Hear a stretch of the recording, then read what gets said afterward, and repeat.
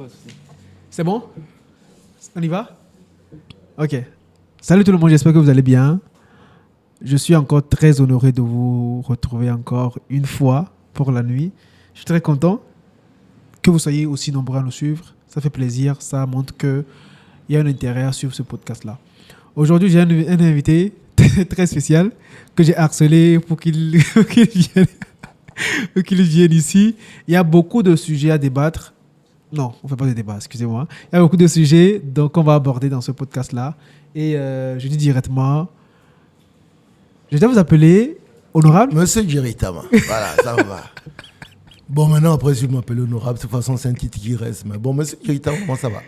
Monsieur Djiritama. Ouais, voilà, j'aime bien. D'accord. Comment allez-vous? Très bien. Même si j'ai un peu sommeil.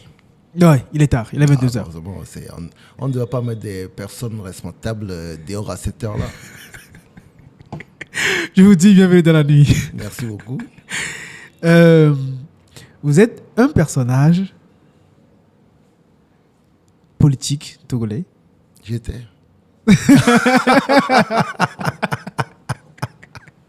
Vous l'êtes. Nous sommes le combien? Le 17 du mois, demain. Ouais. Et jusqu'au prochain rentrée de l'Assemblée nationale, vous demeurez toujours député. Oui, je suis toujours député. C'est ça, c'est là la piège, comme disait on dit dans l'armée.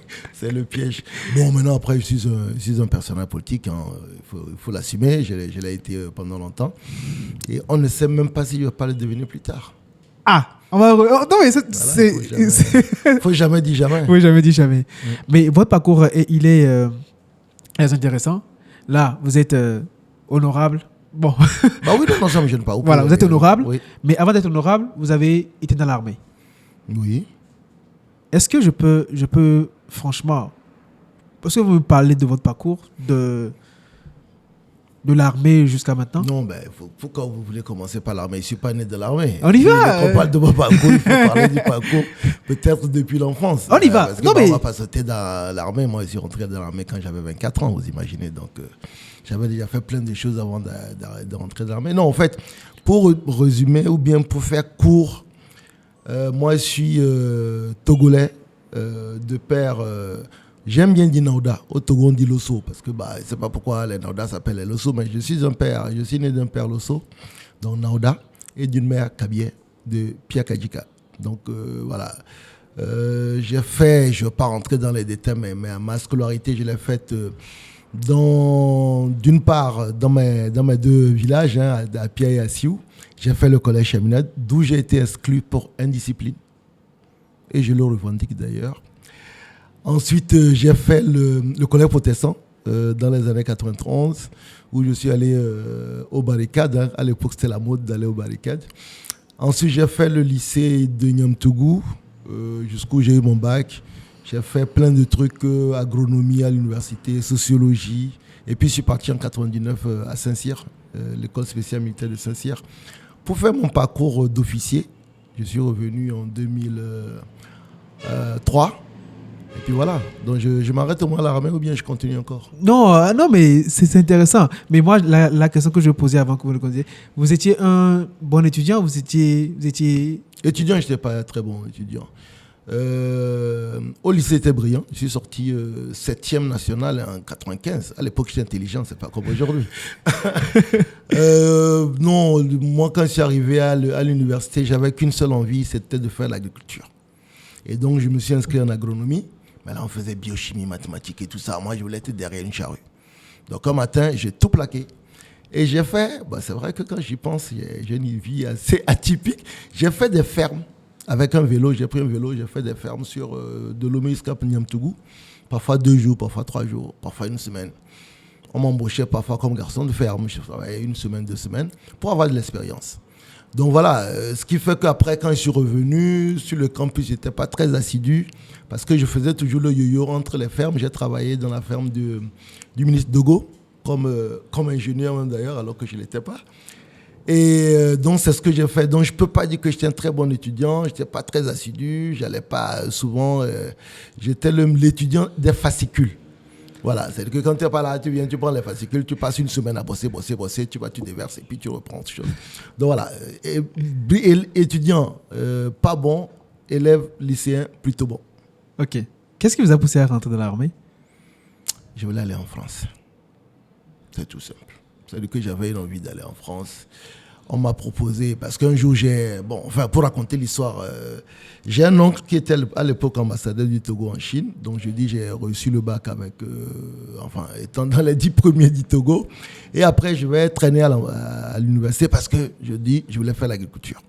Donc jusqu'à la 3e année, il me dit, mais attends, toi, tu es sorti de l'université, du lycée brillant, et là, tu es en train de traîner, tu es en sociologie, on ne sait même pas, tu ne vois même pas vraiment. Et je lui dis, donnez-moi tous les concours, même si c'est l'armée, je prends.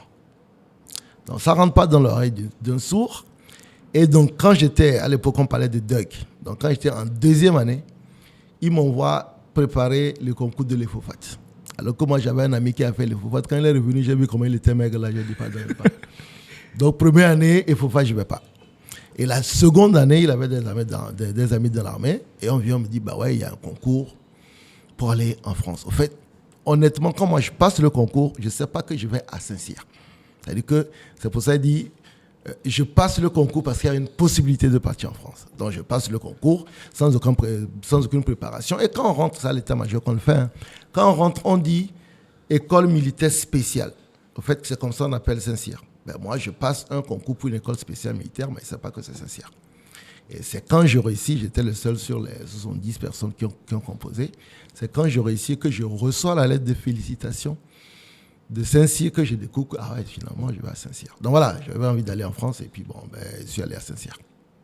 Et pour quelqu'un qui voulait vraiment aller en France, c'était pour rester quand même? Non. Ah non, attends, il fait froid là-bas, tu as fait quoi là-bas? Non, le Togo, moi je suis je suis un patriote. J'adore ce pays, quel que soit ce qui se passe. Et puis bientôt j'aurai 50 ans. Non, à l'époque, je pensais que je devais aller, mais pas pour rester. Non, moi j'ai toujours... vous savez, moi je suis rentré en 2003. En 2003, c'est chaud au Togo. Et quand il fallait rentrer, j'ai des potes qui m'avaient même trouvé un studio en disant, mais reste là, c'est un peu chaud dans ton pays. J'ai dit non, je rentre dans mon pays. Moi, j'aime ce pays, je l'aime avec tous ses travers, avec tous ses défauts. Moi, je l'aime. Est-ce que vous avez eu ce parcours de mes parents étaient pauvres, on a galéré pour être à un niveau donné aujourd'hui, tout ça? Oui et non. Mon papa n'était pas pauvre, il était ingénieur, même docteur agronome, il travaillait à l'USAID avec les Américains. Il est mort trop tôt d'ailleurs, il est mort en 91, personne n'âme. Et donc moi, j'avais une famille quand même qui avait un peu de moyens, mais comme j'ai toujours été têtu, j'ai coupé les ponts avec ma famille, je pense, dès la première année d'université. Donc en 96, j'ai coupé les ponts avec ma famille. Donc du coup, j'ai fait Docker au port.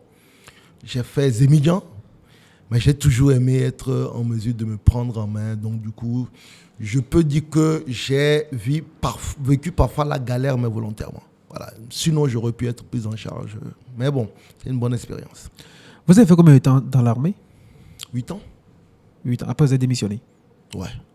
Mais à ce qu'il paraît, on ne démissionne pas de l'armée. La preuve, je suis là. Comment ça s'est passé? À ce qu'il paraît, c'est un CDI qu'on a avec l'armée. Non, en fait, oui et non. En réalité, moi, j'ai un master en droit. Quand je rentre au Togo, donc en 2003, en 2007, on vote à l'Assemblée nationale la loi portant statut militaire. Donc, avec mon master en droit, je vois dans la loi, et ça, vous savez, la plupart du temps, nos lois sont copiées sur les lois françaises.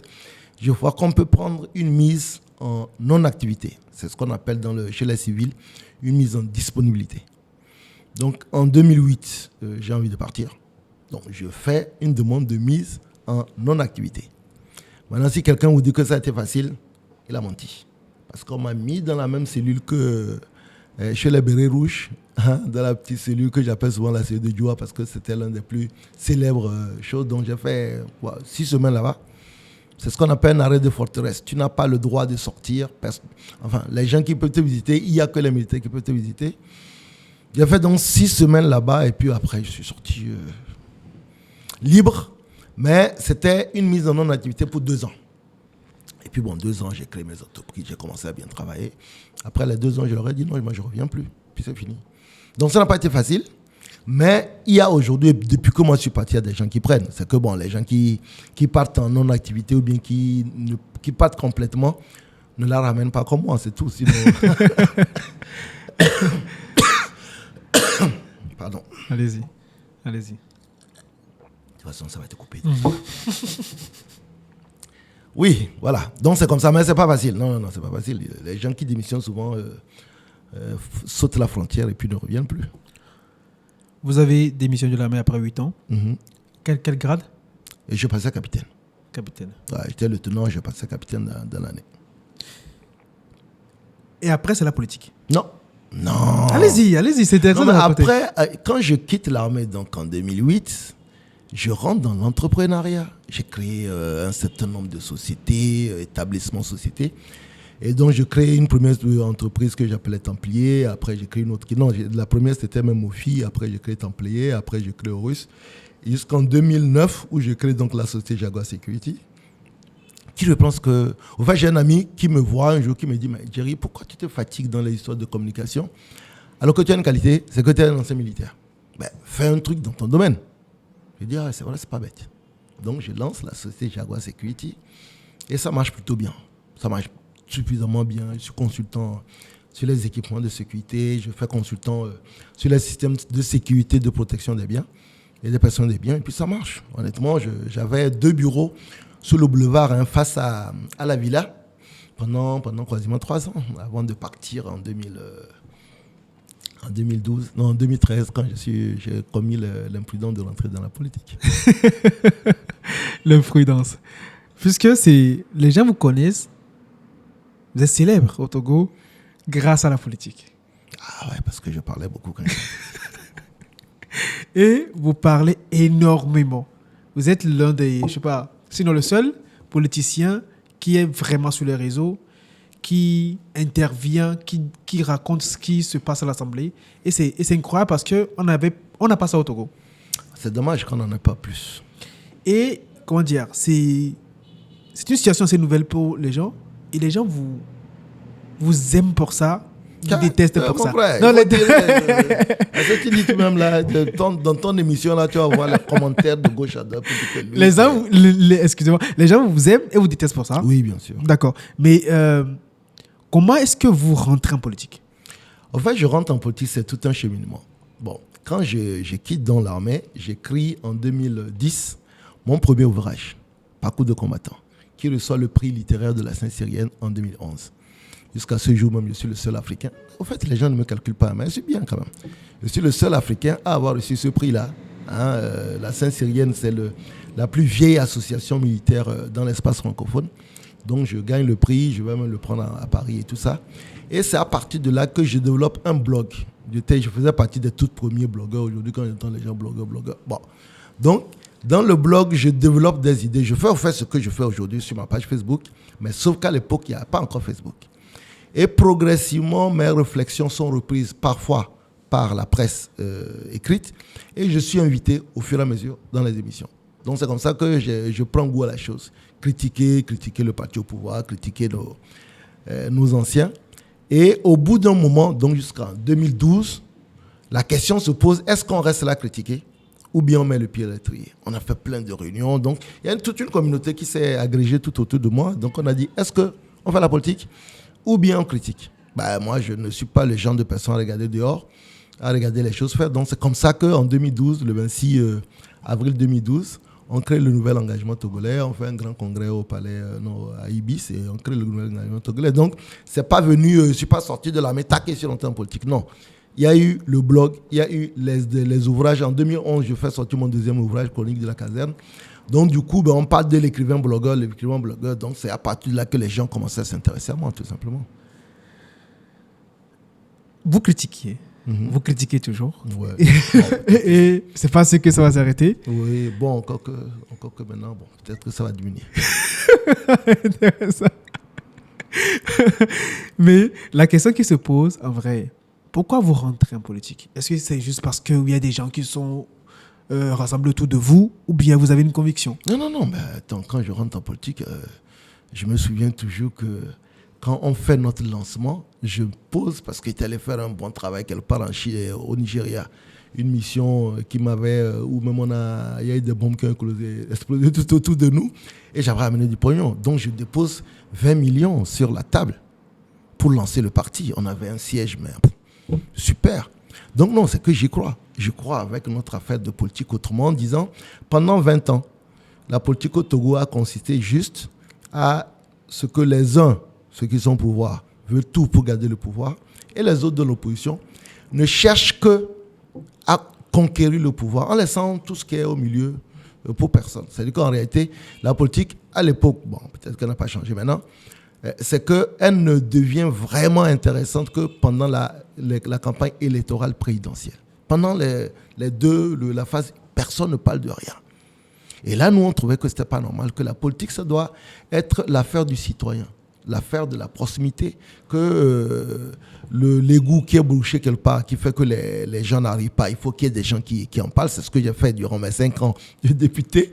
La route qui est poussiéreuse, il faut que quelqu'un en parle pour qu'on vienne. C'est ce qu'on a fait avec Ségbé. Les élèves qu'on enferme quelque part et dont personne ne parle, ben, il faut qu'il y ait des gens qui prennent le devant. C'est ce qu'on a fait avec les élèves qui ont été enfermés dans l'outil. Donc on trouvait que la politique ne pouvait pas se résumer qu'à la conquête du pouvoir. Et donc c'est pour ça qu'on a dit on veut faire la politique autrement. Donc ouais, quand on y rentre, on y croit. On y croit Dieu. Sinon, ben, pourquoi rentrer? Il n'y a pas d'intérêt. Donc je peux dire que le net n'était pas rentré en politique pour le pouvoir. Mais non, nous disions que nous étions sur le moyen et le long terme. C'est-à-dire que le moyen terme, c'était d'accompagner les partis de l'opposition à avoir la conquête du pouvoir. Et puis le long terme, c'est après maintenant, une fois qu'on a eu l'alternance, nous en ce moment-là, on pourrait se présenter en une alternative peut-être dans 20 ans. C'est-à-dire que nous, on était vraiment sur le moyen et long terme. La première étape, c'est accompagner les autres partis pour avoir l'alternance. Et deuxième étape, nous, on sera, et puis bon, quand ils seront tous vieux, nous, on va prendre le pouvoir. Bon, ça n'a pas marché. Ça vous a laissé, comme on dit. Ça vous a laissé. Mais, ouais. mais un truc que vous avez dit qui est très intéressant, c'est que vous voulez faire de la politique autrement. Mais aujourd'hui, on dirait que vous n'y croyez plus. Au fait, on fait l'émission quel jour même? Parce qu'il faut que Nous sommes le vendredi actuellement. Donc l'émission va être diffusée dans 2 semaines. Dans 2 semaines. Oui. Non, je ne crois plus depuis longtemps. Jusqu'à ce que ton émission là sorte là, je n'ai plus cru depuis longtemps. Non, pour être honnête, bon, puisque c'est des choses que vous allez couper. Non, aujourd'hui, je ne crois plus. Je ne crois plus à l'issue des élections qu'on a fait cette année, qui était particulière. Je suis à ma 5e élection depuis 2012, qui était particulière.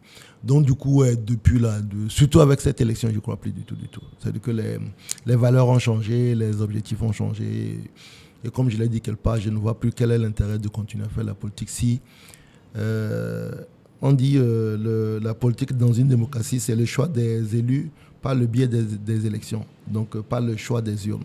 Maintenant, si les urnes n'ont plus de sens, parce que ce qui sort des urnes n'a absolument rien à voir avec ce qui est rentré dans les urnes, ben ça ne sert à rien. Je vais dire les mots, tels qu'ils sont. Vous êtes aujourd'hui une sorte de, excusez-moi le mot, hein, de déception pour les jeunes. Excusez-moi de dire ça, ouais. Mais les gens disent que vous jouez aux gentils alors que vous êtes avec eux. Honnêtement, s'ils écoutent dans l'émission, là, ils n'ont qu'à m'appeler, quoi, parce que vu comment je mange, je mange ma race, comme le disent les jeunes. Non. Vous savez, le vrai problème au Togo, c'est les préjugés. C'est les vrais préjugés. Moi, je ne serai jamais un opposant en ayant été un ancien militaire. Et à partir de là, tout est dit. Parce que depuis, je vous dis, j'ai passé 6 semaines. Quand j'ai quitté la Minette, dans une petite cellule, il y avait même... C'est-à-dire que les moustiques m'ont mangé là-bas comme si j'étais leur frère. J'ai passé 6 semaines parce que je voulais partir. Et aujourd'hui, quand on dit que non, il y a quelqu'un qui est un ancien militaire, qui a quitté l'armée et qui fait le business. Déjà, même quand je faisais des affaires, on disait non, c'est quelqu'un, il a été envoyé par... Il prend des marchés du gouvernement. Et depuis que moi je suis rentré en politique, j'ai fait coalition arc-en-ciel. Quand j'étais à la coalition arc-en-ciel, on dit ouais, c'est une taupe. J'ai fait à l'époque, ça s'appelait CAP 2015. Ah oui, c'est une taupe. Donc, le vrai problème, ce n'est pas une question de dire on joue pas. Si aujourd'hui, je sors, je vais sur la place de la République, je prends l'essence, je verse sur moi et je dis bon, moi je vais me brûler parce que je veux qu'il y ait l'alternance. On va dire que le gars là, on lui a donné l'argent. Hein. Non, mais c'est vrai. Les préjugés, ils sont là. Il y a un proverbe qui dit le bois peut passer autant de temps dans l'eau, il ne deviendra jamais caillement. C'est la vérité aujourd'hui. Ça s'applique à moi et à d'autres personnes. C'est qu'il y a des gens qui ont des préjugés. D'abord, un ancien militaire ne peut jamais être un vrai opposant. Mais moi, je ne me contente pas d'être un ancien militaire, c'est du Nord. Un homme du Nord, s'il n'est pas parti en exil, ce n'est pas un vrai opposant. En plus, moi, je fais pire. Ma mère est de Pierre. Donc, force à mon oncle. Mais comment est-ce que quelqu'un qui oncle, comme on dit dans le jargon populaire, qui oncle le président, peut être un vrai opposant? C'est-à-dire que quel que soit ce que tu fasses, il y a une catégorie de personnes, les gens qu'on appelle les vrais haters. Mais ce qui est bien, c'est qu'il y a une bonne partie aussi de personnes qui me rendent un amour, qui m'aiment bien. Et donc, je me concentre sur ceux qui m'aiment bien. Mais les gens qui sont les haters, qui ont des préjugés, quel que soit ce que je peux faire, il y aura toujours des gens à dire non, ils nous trompent. Je vais vous donner un exemple. Hier, j'ai fait un élevage de lapins chez moi pour mes enfants. Et hier, en sortant, j'ai dit, tiens, le gars qui s'occupe de leur prophylaxie, il était venu me voir en disant, ouais, mais Honora, vous avez acheté entre-temps les cages pour faire une formation. Il dit, ah oui, c'est vrai. Je prends juste une petite vidéo, je dis, écoutez les gars, je fais une formation pour les lapins. Il y a eu les gens qui ont dit, c'est l'argent qu'il prend avec UNIR, qu'il prend pour faire la formation sur l'élevage des lapins. Attends, un lapin, ça coûte 10 000 francs, quoi. Un reproducteur, sinon, ça coûte 4 000. Mais par contre, en 2012, pour lancer le parti, j'ai déposé 20 millions. Personne ne me connaissait. Inconnu au bataillon.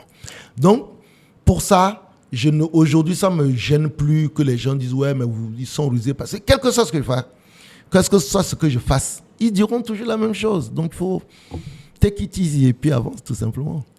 Actuellement, vous avez quitté la politique. Vous quittez ou bien vous avez vraiment quitté la politique? J'ai quitté. Je vends des appartements et des caméras. D'accord. Et les gens disent, par rapport aux questions qu'ils m'ont posées, est-ce que si on vous appelle maintenant, où ça? Dans le gouvernement, vous allez refuser? Non, je ne suis pas intéressé. Non, mais attends. C'est-à-dire que quand tu as échoué, tu as échoué. On a fait une élection, on allait, on a mangé la poussière. On laisse les gens qui ont réussi gouverner, c'est tout. Moi, je ne suis pas intéressé. J'aime beaucoup le mot échouer. Oui. Quand vous avez lancé le net, c'était quoi vraiment les objectifs que vous êtes fixés? Je vous ai dit, accompagner les camarades de l'opposition à avoir l'alternance, peut-être d'ici une dizaine d'années à l'époque. Et ensuite, une fois que l'alternance est arrivée, essayer de devenir le parti majoritaire. D'accord. Maintenant, ça n'a pas été donc vous considérez comme un échec et tout ça? Après, non, en fait, maintenant, vous savez, l'échec est relatif. J'ai dit que le scrutin cette année s'est passé dans une condition qui est telle que ça ne vaut pas la peine de continuer. Mais aujourd'hui, je considère que mes objectifs n'ont pas été atteints, oui, bien sûr. Donc, dans ce cas-là, oui, j'ai échoué. Vous laissez la présidence? Oui, bien sûr. On va faire un congrès peut-être dans 2 ou 3 semaines. Et il y a un nouveau bureau qui va être mis en place, un bureau plus jeune, ainsi de suite. Bon, j'espère plus jeune, parce qu'on a aussi des gens qui ont mon âge dans le parti. La question qui était là, c'est combien vous gagnez en tant que député? 1,3 million.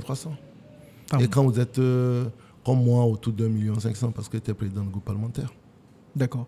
Et je vous rappelle que quand j'étais chef d'entreprise et que ça marchait bien, je gagnais peut-être le double par mois.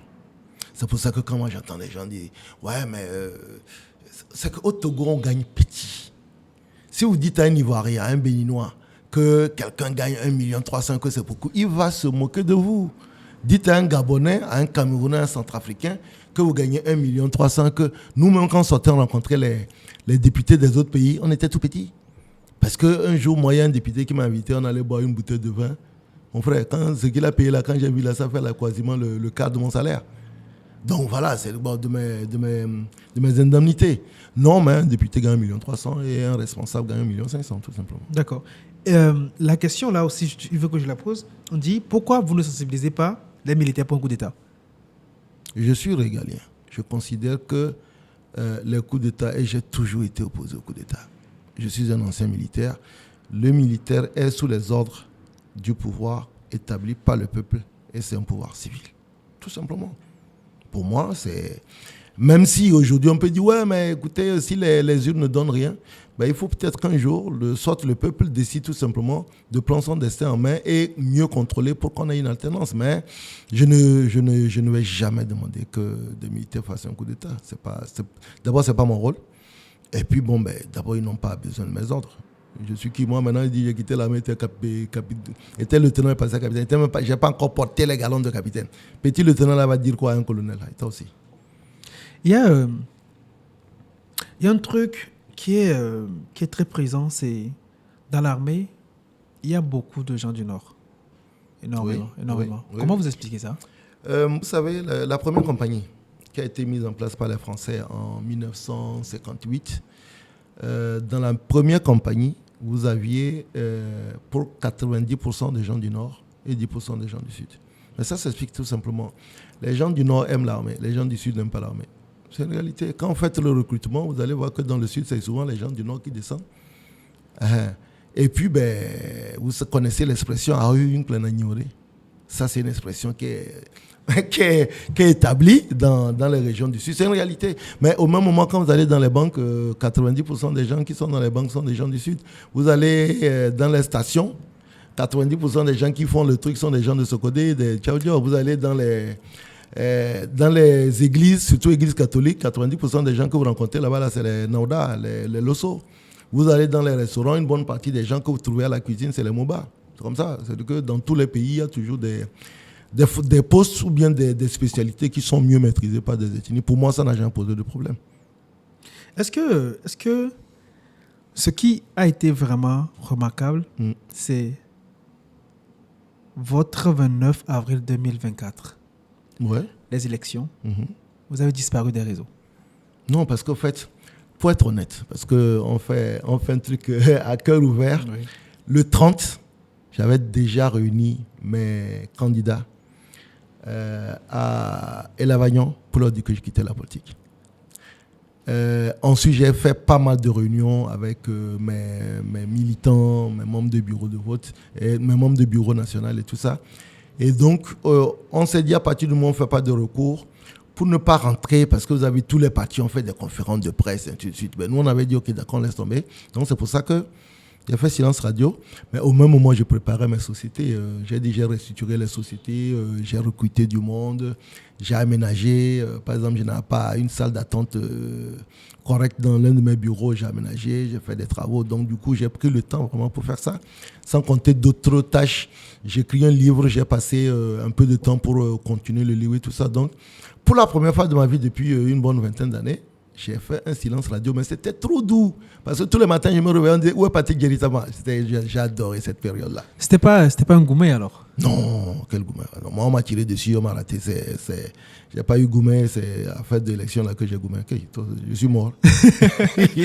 Il y a eu un vrai tollé ouais. autour de la 5e République de la Constitution. Oui. Où, quand vous parlez sur les réseaux, on sent, comme vous l'avez dit, des gens de l'opposition sur le net qui veulent vraiment faire les choses autrement.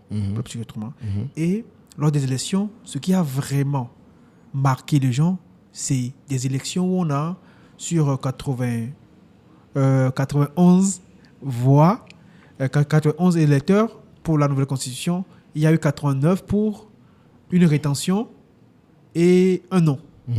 Et nous, on s'est dit que le non et la rétention viennent du net. On s'est dit ça.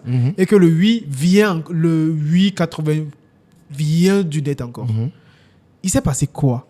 Mais vous savez, chaque fois qu'on me pose la question, la réponse que je donne, pourquoi est-ce que personne ne s'émeut des 88 personnes qui ont voté pour? C'est-à-dire qu'en fait, il y a une chose, on a l'impression, maintenant ça va, je vais partir de ça, que toute la politique togolaise se résume au net. C'est-à-dire que vous avez quand même une élection où vous avez 88 personnes. C'est-à-dire que les autres, on met les 3. Vous avez 88 personnes, dont 11 de l'opposition parlementaire votent pour le oui. Et donc, le reste qui vote pour le oui, ça ne meut personne. En fait, ça ne pose de problème à personne. Maintenant, nous, on dit, on votera contre. Il y a un contre, tout heureux d'ailleurs, parce que si on avait 0 contre, ça aurait été dramatique. On a donc un contre, une abstention et un vote pour. Et là, subitement, on dirait que c'est le net qui a voté la révision constitutionnelle. C'est quand même terrible. C'est-à-dire qu'on a besoin de 113 personnes pour voter la révision constitutionnelle. 113. Il y a 88 qui votent pour. Ça ne meut personne. Personne. Mais le vrai problème, c'est pourquoi est-ce que les 3 du net là n'ont pas voté contre. J'en arrive. On refait le vote le 19 avril. Le net boycotte. Donc, il y a 87 unanimités. On dit, oui, mais si le net était venu, on n'aurait pas dit unanimité. Non, mais vous imaginez? C'est-à-dire qu'on dit, oui, mais c'est parce que le net n'est pas venu là qu'on dit unanimité. Si le net était venu, il avait voté contre là, on n'aurait pas dit unanimité. C'est-à-dire que c'est bon. On dit qui aime bien châtie bien, mais là, honnêtement, le châtiment, là, on dirait que ça, là, c'est que ça, vous imaginez, il y a 87 personnes qui votent et donc qui nous font passer sous la 5e République. Personne ne s'en émeut.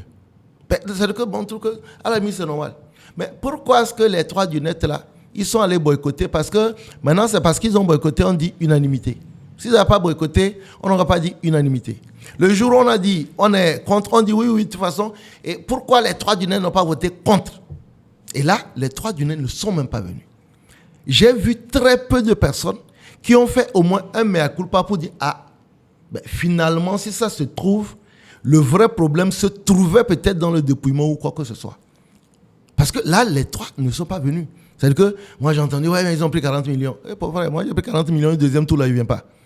Ça, là, on va me couper la tête. Donc, parfois, tu as l'impression qu'il y a une cabale. C'est pour ça que tu n'as pas des préjugés. C'est-à-dire que quel que soit ce que tu fasses, on trouvera toujours que tu es en tort. Parce que personne, je n'ai vu personne même dire, très peu de personnes, dire oui, mais finalement, on a quand même eu du tort à accuser le net. Parce que là, on a eu le vote, ils ne sont pas venus. Mais on a dit non. S'ils étaient là, on n'aurait pas unanimité. Bon, maintenant après, on n'est plus dedans, donc peut-être que maintenant les gens vont être tranquilles. Peut-être que c'est ma tête qui posait des problèmes. Le prochain président du net sera peut-être sans doute plus conciliant. Sinon, c'est vrai, on se pose des questions. On a fait les élections. Les 14 députés de l'opposition n'ont pas été reconduits. Mais c'est de qui on parle? De Jerry Tama. C'est quand même énorme. C'est-à-dire qu'il y a 14 députés qui étaient de l'opposition à l'Assemblée nationale. Personne n'a été reconduit. Mais partout, quand on dit, c'est oui, Jerry Tama n'est pas retourné à l'Assemblée, c'est bien fait pour lui. Bon, honnêtement, bon, c'est pas grave, maintenant je vends des caméras et des appartements.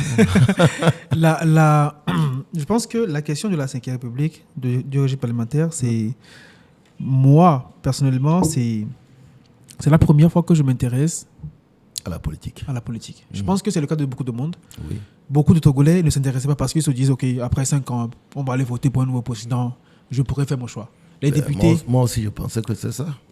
Les députés, on se dit, bon, OK, bon, on ne considérait pas les élections législatives. Et c'est la première fois que moi, je m'intéresse à ce qu'on appelle politique dans un pays et encore plus élections législatives. Et je savais qui était qui faisait quoi.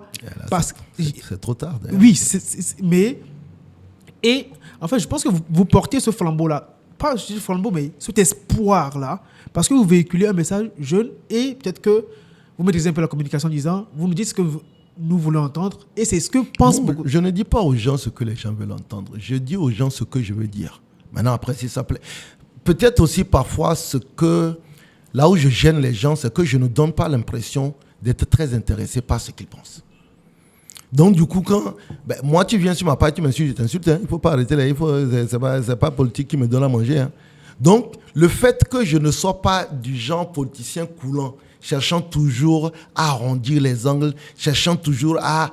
Ça agace certaines personnes. Moi, je bloque les gens sur ma page. Quand tu viens, tu m'insultes, je te bloque. C'est pas... Je le dis, aujourd'hui, j'ai quitté l'Assemblée nationale. Je n'ai pas de problème. Je vais reprendre mes affaires. Je vais m'en sortir. Il n'y a pas de souci. Donc, peut-être aussi, les gens ont eu un nouveau profil de politicien qui ne fait pas profil bas. Et ça, les gens n'aiment pas ça. Mais bon, c'est pas grave. Il y a une question qui va dans ce sens-là. On disait, après le rejet de votre demande d'avis concernant la nouvelle constitution, oui. On dit une proposition de requête autrement rédigée vous a été adressée pour une nouvelle demande. Est-ce que vous l'avez introduit? Pourquoi je l'introduirai? Pourquoi vous ne l'avez pas introduit? Mais parce que quand vous prenez, bon, je ne sais pas si vous avez un diplôme en droit comme moi, quand vous prenez la première requête, qui pose des questions sur l'application de dispositions de la Constitution actuelle, où il est précisément dit qu'avant une promulgation, les lois peuvent être déférées à la Cour constitutionnelle. Et la Cour constitutionnelle dit, oui, on a dit les lois, mais on n'a pas dit les lois constitutionnelles. Alors qu'une constitution est aussi une loi. C'est pour ça qu'on appelle la loi fondamentale. Donc, quand on vous dit ça, et vous savez que bon, c'est que la personne te dit, va te faire foutre quoi. Donc, tu vas aller reformuler pour amener. Non, mais il faut arrêter. C'est ce que je dis, que les gens pensent que si vous êtes aujourd'hui un homme politique, vous devez être à leurs petits soins, à leurs petits souliers. Donc, dès qu'ils demandent quelque chose, si vous n'exécutez pas, ah oui, mais c'est parce que vous avez... Mais attendez, mais qui a eu le courage de saisir la Cour constitutionnelle? Qui a eu le courage? C'est-à-dire que quand je regarde aujourd'hui, tout le monde disait, j'ai commencé à avoir plein de messages, saisissez la Cour constitutionnelle. On saisit la Cour constitutionnelle, on dit, oui, mais il y a une autre requête, il n'a qu'à faire. S'il ne fait pas, donc ça veut dire que c'est un traître. Je dis aujourd'hui, je le répète encore, si je prends l'essence, je m'allume pour dire que moi, je veux la tendance, on va dire que je suis sûr qu'on a dans l'argent directement. C'est comme ça, mais on sait, on fait avec. Donc, ce n'est pas parce que quelqu'un m'a donné une requête. Notre première requête était fondée, la réponse, pour ceux qui connaissent, savent que on nous a fait juste goûter, quoi, tout simplement. On n'a pas voulu répondre. Parce que nous étions encore sous l'ancienne Constitution. Ce n'est pas comme maintenant. Donc, la Cour constitutionnelle était fondée d'interpréter des dispositions. Ben, elle a décidé de ne pas le faire. En disant, on a dit la loi, mais on n'a pas dit la loi constitutionnelle. Parce que quelqu'un dit, moi, les gens m'avaient même contacté pour dire, on va vous écrire. Mais ce que les gens ignorent, c'est que j'ai été le seul député président de la Cour constitutionnelle à saisir la Cour constitutionnelle en 2019. Le seul. Et ça reste dans les annales. En 2019, j'ai saisi la Cour constitutionnelle pour demander son avis. Elle m'a donné une décision. En 2019. Je n'ai jamais voulu en parler parce que bon, je n'ai pas à me justifier. Donc, cette requête, je l'ai déjà faite. On a dit, on va t'envoyer des avocats. Il dit, mais attendez, moi, j'ai un master en droit, je sais comment faire et j'ai écrit. Donc, ce n'est pas parce que quelqu'un dit, lui, il a une autre façon de faire, que si tu ne fais pas, on va dire que oui. En fait, le vrai problème, c'est que chaque fois que tu fais quelque chose, on te demande plus. Tu fais ça, on dit, on doit voter pour le texte, on dit, on va voter contre. On a dit, ouais, mais il n'a pas voté contre, c'est pas bon. On fait boycott, on dit, ouais, mais boycott, là, ça ne suffit pas. On saisit la Cour constitutionnelle, on dit, oui, mais il y a une autre requête, il faut prendre pour... Jusqu'à ce que les gens disent, mais n'allez pas aux élections. Ben là, maintenant, c'est fini, on ne va même plus à la politique, donc c'est fini. Je vais revenir un peu en arrière. Oui, oui. C'était par rapport au boycott des élections législatives de l'opposition pour l'Assemblée nationale qui est en place, qui change bientôt. Et on a vu une opposition qui boycotte, pour moi, ce qui est l'essence même de la République, qui est l'Assemblée nationale. Vous étiez parmi eux? Non, moi, je n'ai pas. Écoutez, moi, mon dernier regroupement politique date de 2014, CAP 2015. Après, on a fait un congrès le 20 décembre 2014 où on a dit nous ne rentrons plus dans les regroupements politiques parce que c'est vraiment des paniers à crabes. Finalement, vous passez plus votre temps à vous tirer dans les pattes qu'à s'occuper de votre adversaire politique. Et donc, en 2018, il y avait la C14. Nous, on n'était pas dans la C14. La C14 a décidé, sans nous contacter ou bien sans discuter avec nous, de boycotter les élections. Nous, on était dans une phase de participer aux élections. On a participé aux élections. Mais, vous savez, ce que les gens ne disent pas. On dit, oui, mais en 2018, vous êtes allé, vous étiez nommé, machin, truc, ça, je ressens ça tout le temps. Mais on a eu les élections locales de 2019. Et aux élections locales 2009, tout le monde était là. Tout le monde, inclusif. Le net sort, 3e formation politique en termes de nombre de conseillers municipaux. La NC a 129, l'UFC a 44 et le net a 33. Personne ne te parle de ça. En réalité, tout le monde te dit, oui, 2018 et 2024.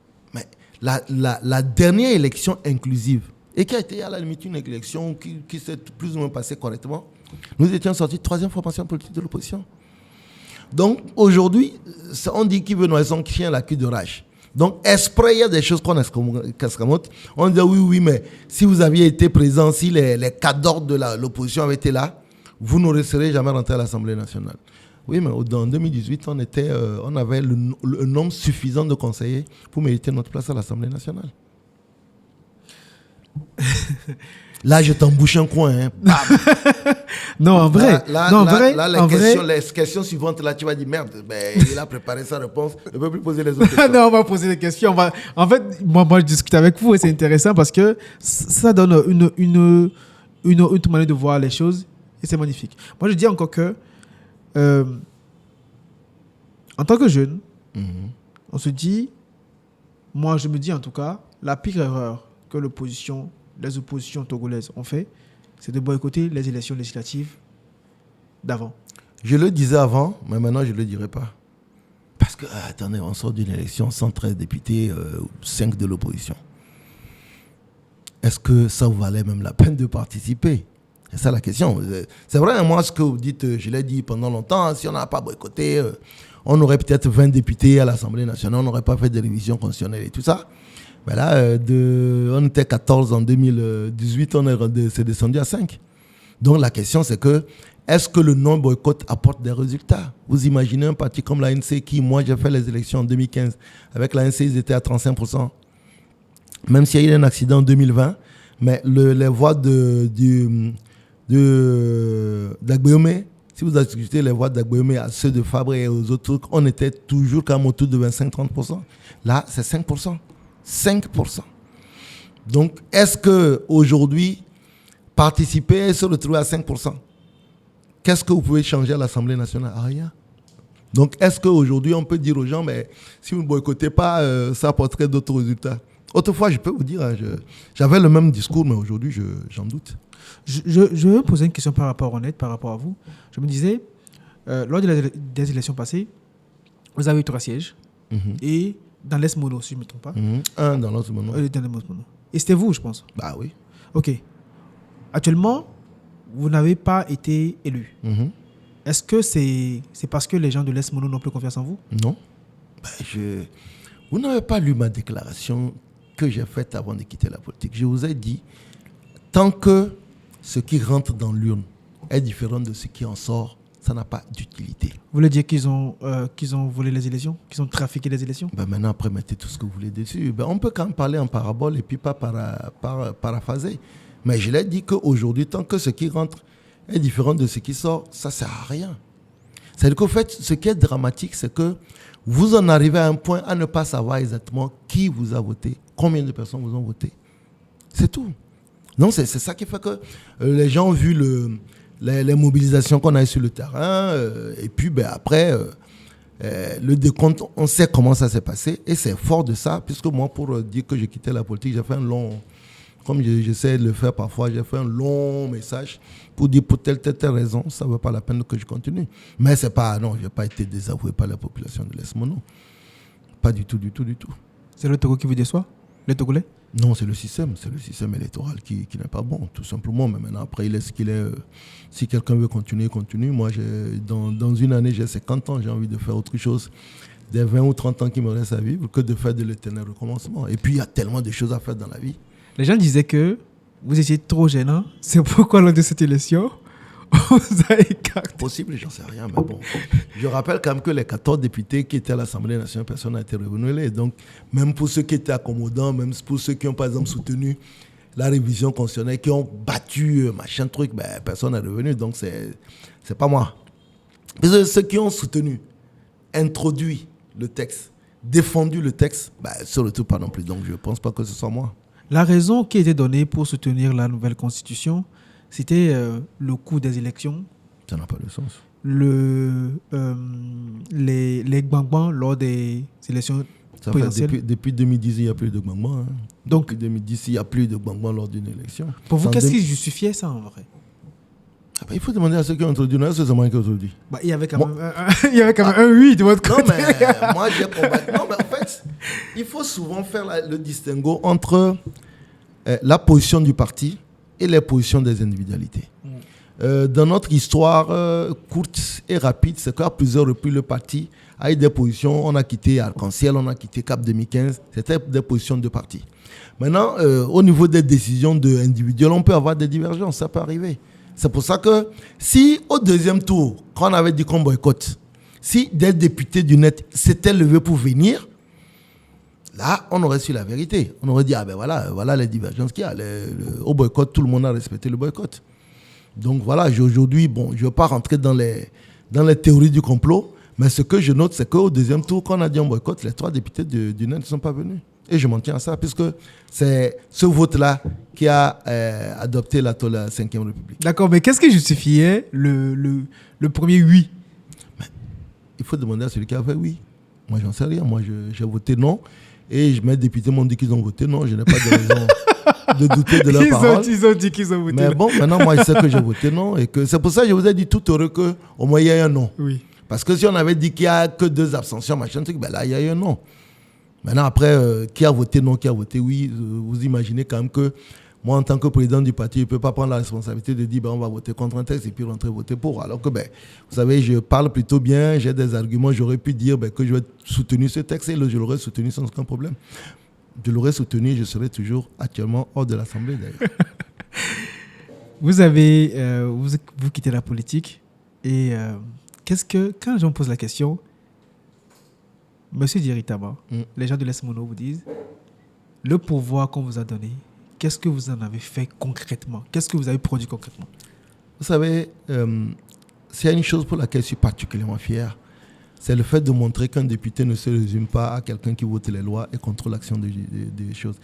En 5 ans, je peux dire qu'en projets sociaux, que ce soit des lampadaires, que ce soit des forages, que ce soit des équipements scolaires, j'ai rénové quand même à 3 reprises. C'est-à-dire qu'une fois, il y a un bâtiment de toit décollé complètement.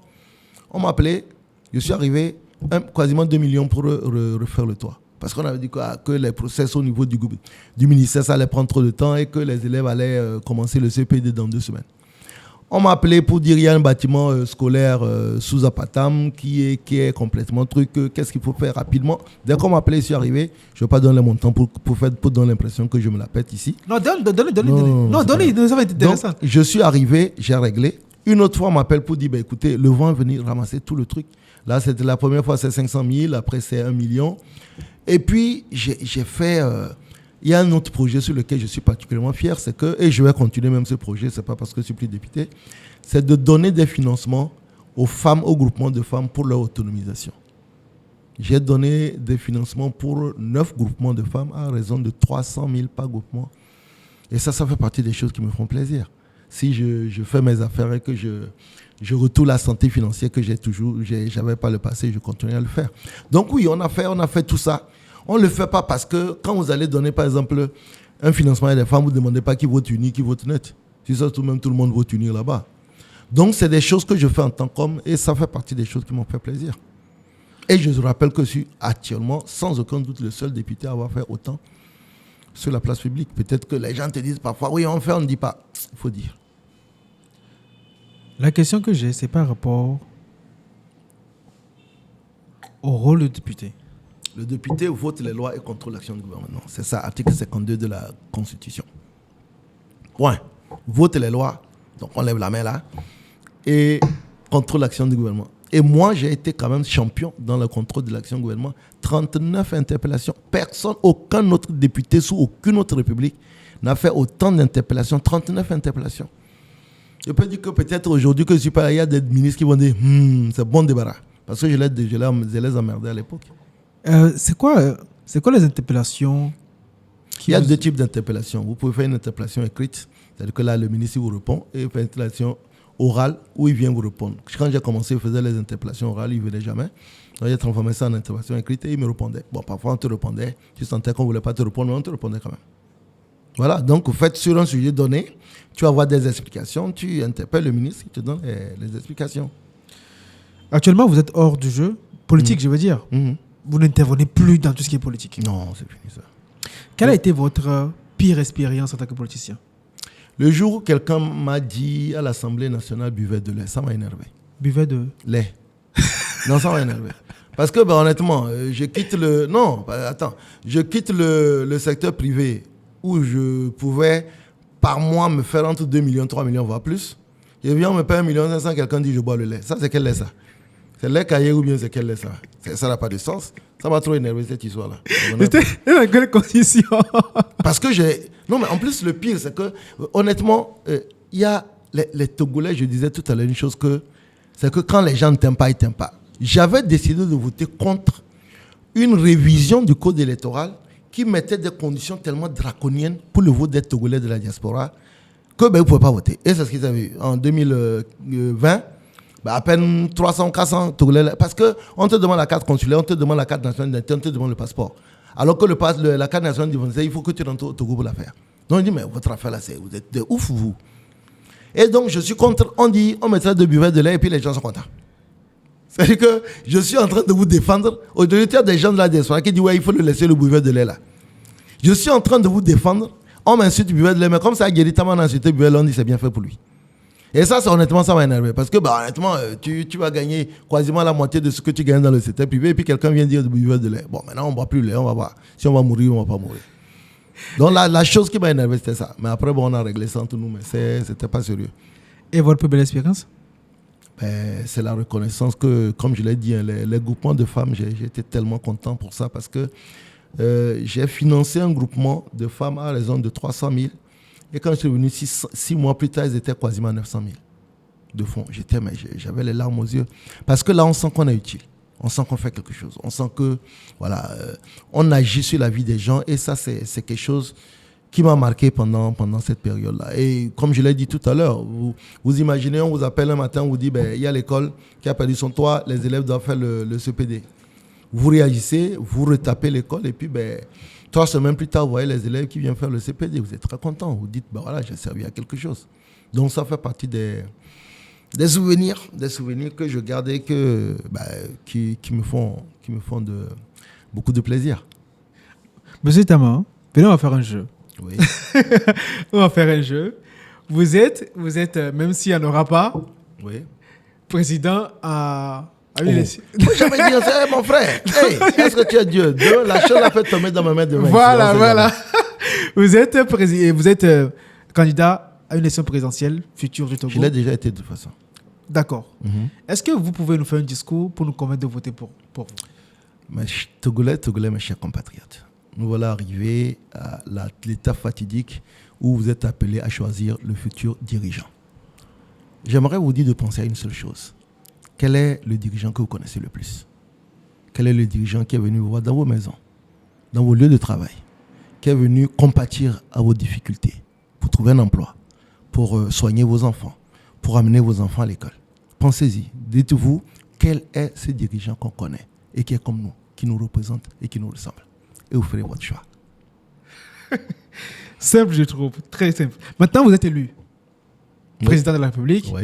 Quelles sont les premières mesures que vous prenez, prioritaires?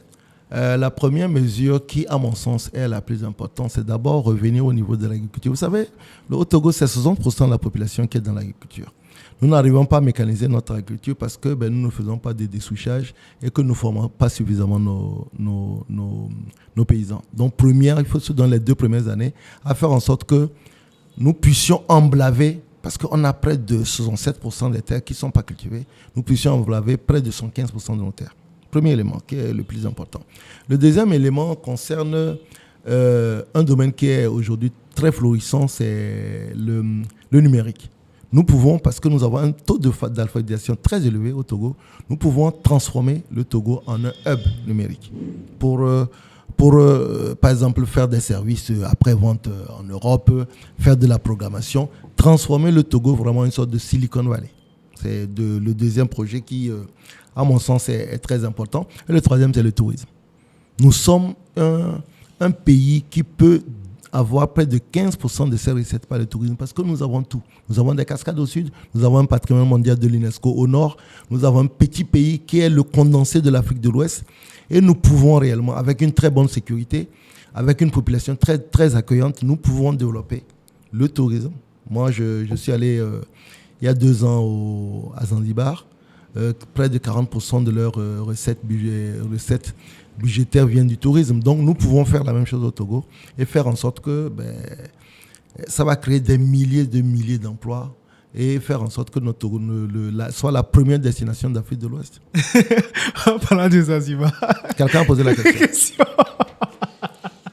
La personne demandait avec quel argent vous allez sur ces îles. J'ai emprunté sur son compte bancaire pour aller. J'ai emprunté sur son compte bancaire. Il n'a qu'à le regarder, voir si l'argent qu'il a laissé là-bas.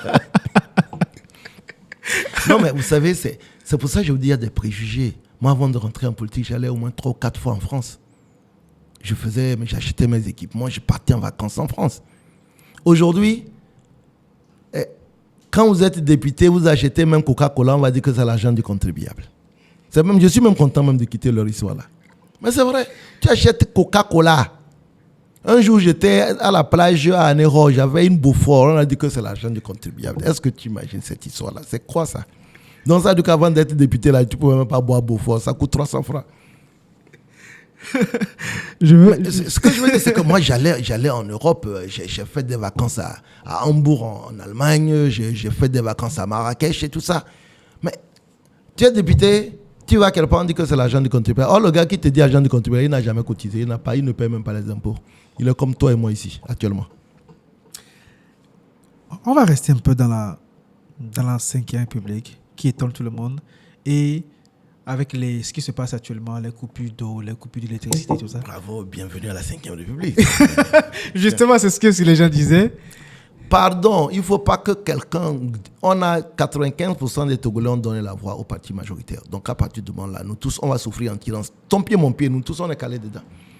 Parce que quand on coupe le courant là, on ne choisit pas. Si tu es unir, net, machin, on coupe pour tout le monde.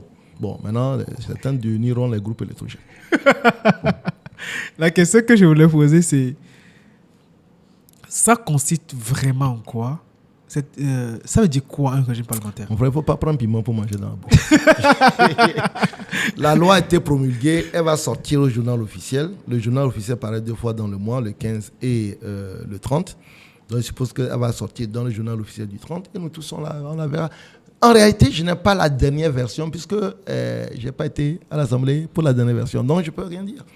Maintenant, si vous voulez qu'on fasse 1 ou 2 pédagogies, oui, il faudra trouver quelqu'un d'autre parce que je suis plus dedans.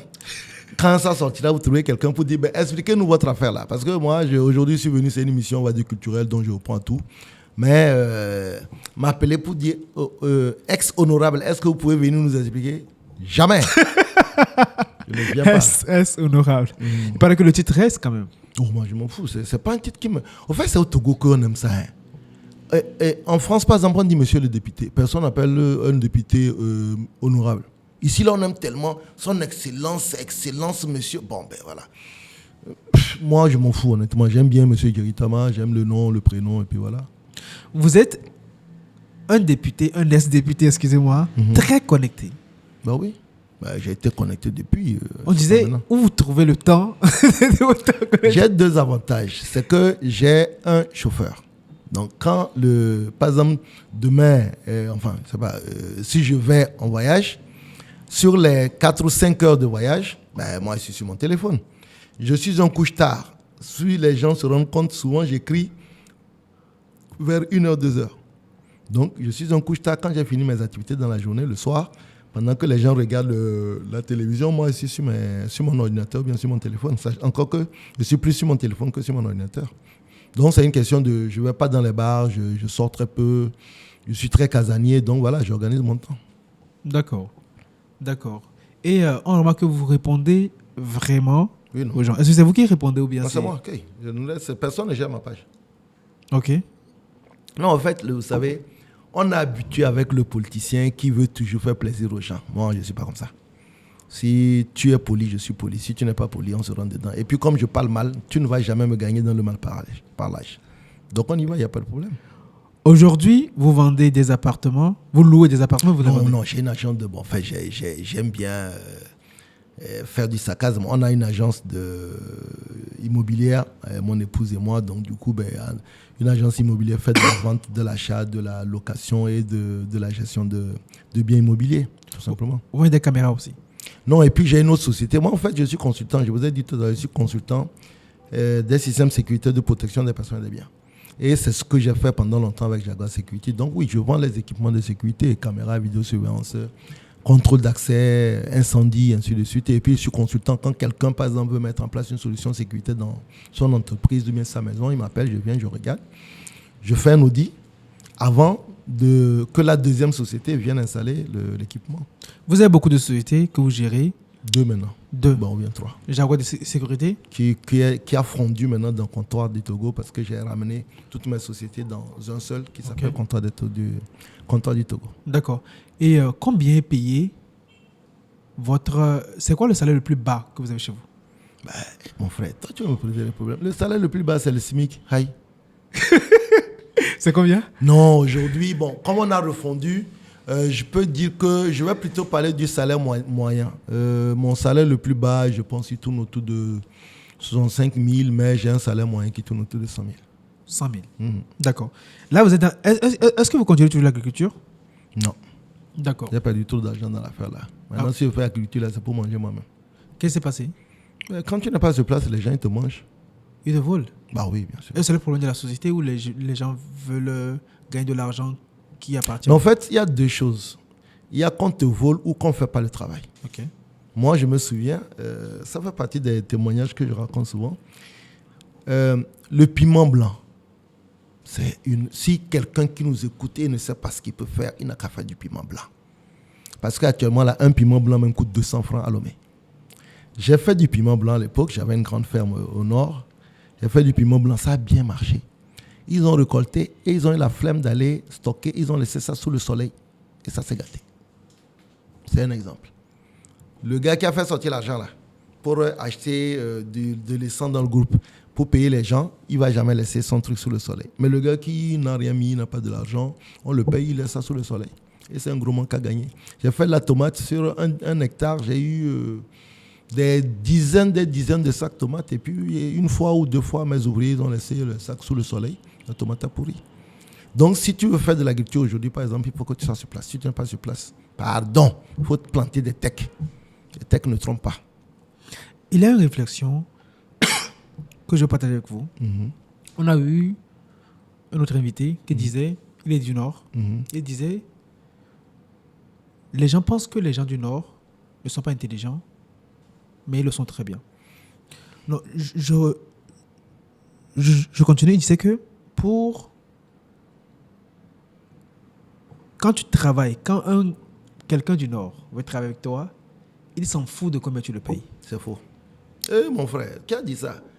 Je continue. Maintenant, là, tout le monde connaît l'argent. Toi aussi. Je continue. Aïe. Non, je continue ce qu'il a dit. Vous me direz si... Ouais, non, ça n'a pas. Pourquoi t'as dit ce que je dis? Tu n'as même pas quoi dire. Vas-y, termine ton affaire. Il disait que les gens du Nord, ils sont très solidaires. Ce qui est faux aussi. Ok. Il disait que quand, par exemple, quelqu'un du Nord va travailler pour toi, il dit, ok, moi je suis à la maison, je fais rien, je peux gérer ça pour vous. En attendant, il prend n'importe quel poste que vous lui offrez. C'est faux aussi. D'accord. Dites-moi ce qui est vrai. Non, ce qui est faux à la base, c'est qu'honnêtement, c'est déjà très dangereux quand on catégorise et quand on sépare. Nous sommes Togolais. Vous avez des gens du Nord qui sont très honnêtes, comme il y a des gens du Sud qui sont très honnêtes. Vous avez des gens du Nord qui sont filous, comme il y a des gens du Sud qui sont filous. Il n'y a pas, pour moi, qui ai travaillé sur le terrain pendant longtemps, je ne pense pas qu'il y ait une caractéristique humaine en termes de comportement, en termes de loyauté, qui appartiennent aux gens du Nord comme aux gens du Sud. Moi, j'ai travaillé avec des gens du Sud qui étaient très, très, très bien. Ceux à qui tu pouvais confier même ta vie les yeux fermés. Et j'ai travaillé avec des gens du Nord qui étaient identiques. J'ai travaillé avec des gens du Nord. Moi, je vous ai dit, j'ai mis ma ferme, j'ai dépensé 150 millions dans le truc. Ils m'ont foutu tout alors que c'était mes frères qui étaient dedans. Donc, il n'y a pas de catégorisation. La bêtise, elle est la même partout et l'intelligence est le même partout. Il n'y a pas une région, une préfecture où les gens sont plus intelligents ou les gens sont plus filous. Non. La bêtise est la chose la mieux partagée, comme quelqu'un l'a l'habitude de dire. Donc, non. Il faut toujours, dès que quelqu'un commence à vous dire, c'est un peu comme les gens vous disent, oui, mais les gens d'Aného, ils sont trucs, pardon, tu arrives à Aného, tu trouves tout. Les gens d'Aného, ils sont tête, on doit te dire que non, qu'ils ne partagent pas. Moi, j'ai mangé beaucoup de galidossi non, pas galidossi, pinon, chez des gens que je ne connaissais pas. Donc, voilà, il ne faut pas généraliser, il ne faut pas raisonner par induction. Ce n'est pas parce que tu as fait une mauvaise expérience avec quelqu'un que, il faut généraliser. D'accord. Je suis d'Aného, je partage beaucoup, je donne beaucoup aux gens. Ah, voilà, c'est ça. Et tu harcèles les gens aussi. Il fallait. Je vous ai invité, vous n'avez pas répondu à l'invitation. J'ai fini par venir. Je suis venu le jour où je quittais l'affaire là. Maintenant, il peut parler comme je veux. Là, nous sommes dans une... Vous êtes dans une république où il y a beaucoup de chômage, même si l'État fait beaucoup d'efforts pour que... Non, il ne faut pas dire que l'État fait beaucoup d'efforts. Il y a beaucoup de chômage. Il faut t'arrêter là-bas. D'accord. Au Togo, il y a beaucoup de chômage. Oui. Les jeunes ne s'en sortent pas. Mhm. Qu'est-ce que vous faites pour... Il ne faut pas dire qu'est-ce que vous faites parce que je n'ai encore une fois, je ne suis pas aux affaires. Mais aujourd'hui, moi, je pense qu'il y a un problème que les jeunes ont au Togo, c'est l'absence de repères. Dans d'autres pays, vous avez des grands chefs d'entreprise que les gens prennent en référence. On n'en a pas ici parce que ici, quand quelqu'un réussit, il se cache. Et ça, c'est un vrai problème. Donc, du coup, moi, je pense qu'il faut créer des modèles. Okay? Et il faut expliquer aussi aux jeunes que les choses ne sont pas faciles. Vous savez, quand les jeunes Togolais vous disent que c'est difficile, au même moment, vous avez des étrangers qui arrivent ici et qui vous disent que mais l'argent est au sol. Donc, il faut peut-être commencer progressivement à introduire l'éducation entrepreneuriale. Okay? Dans d'autres pays, les gens, c'est automatique. C'est-à-dire que les parents ont déjà l'éducation entrepreneuriale. Ce n'est pas le cas ici. Ici, nous tous, nous avons l'éducation de fonctionnaires. Parce que nos parents ont tous été fonctionnaires et pour que c'est facile. Aujourd'hui, c'est la fonction publique. Vous aurez même les concours, ils n'ont pas les résultats. Donc oui, il faut... Moi, aujourd'hui, ce que j'essaie de faire, c'est de faire ce catalyseur-là, mais ça fait plusieurs années que je le fais. Hein. Essayer de donner mes expériences, essayer de coacher même parfois les jeunes. J'ai fait beaucoup de formations dans ce domaine-là, mais bon, ça reste comme une goutte d'eau dans la mer. Il y a beaucoup de jeunes. On dit l'ennemi de l'entrepreneuriat au Togo, c'est OTR. Non. Non. Vous savez, même, ce n'est pas parce que je suis plus là-bas qu'on n'a pas une pression fiscale excessive. C'est parce qu'on n'a pas d'affaires. Parce qu'en réalité, quand vous prenez une TPE, une très petite entreprise, un établissement, les frais forfaitaires qu'elle paie par an tournent autour de entre 50 et 80 000. Voilà. C'est que parfois, les affaires sont tellement basses que même quand il arrive de payer ces 80 000 francs, on commence à crier. Mais si vous faites vos affaires et que vous décidez... Moi, je connais, il m'est arrivé peut-être même pas le passé de faire un très truc. Les gens prélèvent la TVA. Les gens prélèvent la TVA et ne la reversent pas. Ben, est-ce que c'est la faute à l'OTR? Le vrai problème, ce n'est pas l'OTR, mais c'est que les affaires ne marchent pas. Quand les affaires marchent, ben non.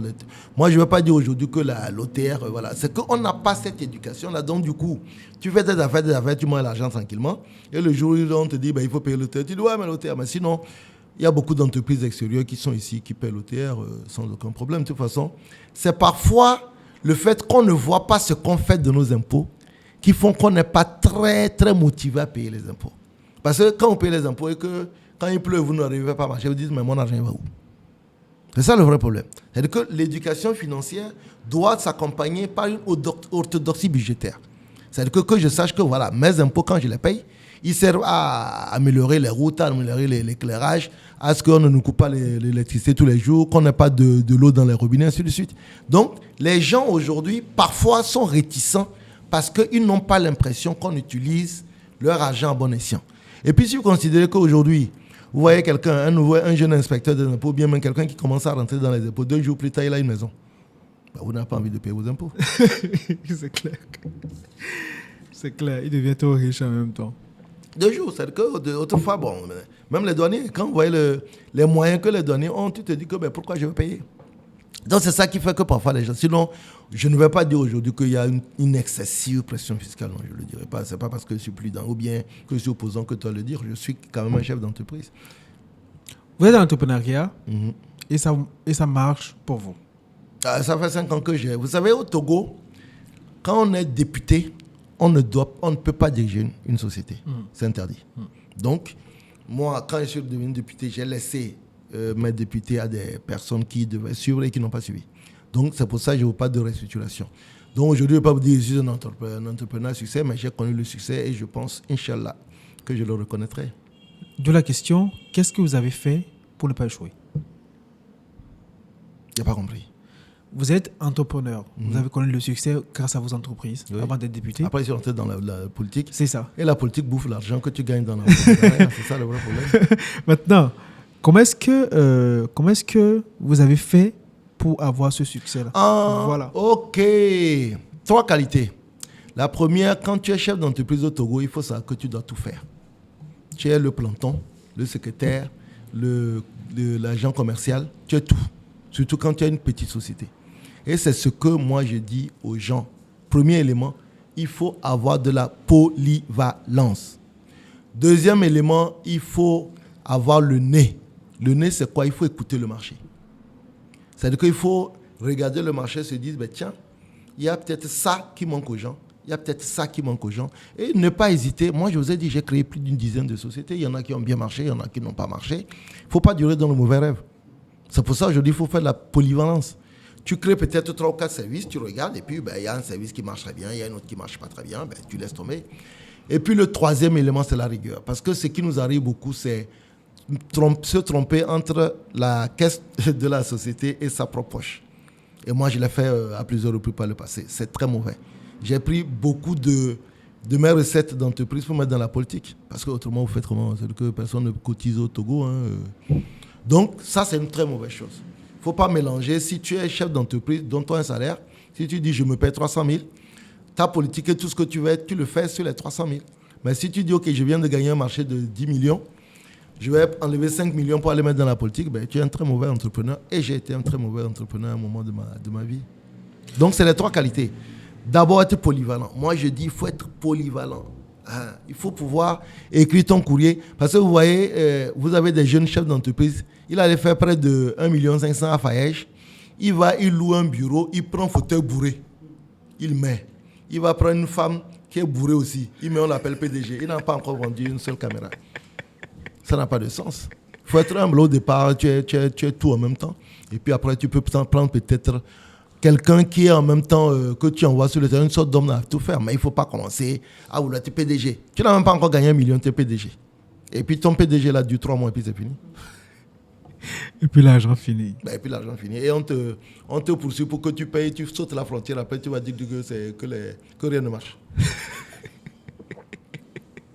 Est-ce que vous pensez actuellement qu'on peut réussir au Togo?